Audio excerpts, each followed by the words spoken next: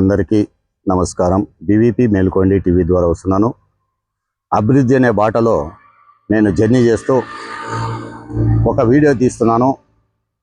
ఎందుకంటే పాలకొండ దగ్గర ఒకప్పుడు నిర్మానుషంగా ఉండేది.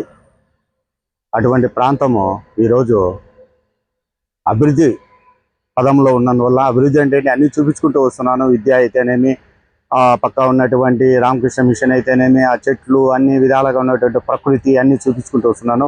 ఒక భాగం క్రీడ, ఇప్పుడు ఐపీఎల్ కూడా జరుగుతుంది. ఇది cricket stadium, YSR cricket stadium ఇక్కడ ఉంది. ఇక్కడ మన రిమ్స్కు బయట సైడ్లో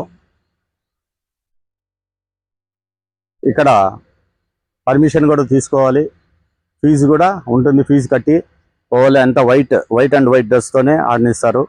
క్రికెట్ మీద ఎక్కువ ఉత్సాహం ఉన్నటువంటి ప్రతి ఒక్కరు, క్రీడ అనేది చాలా అవసరము. ఈ స్టేడియము అప్పట్లో ఉన్నటువంటి పాలకులు తీసుకున్నటువంటి మంచి నిర్ణయము.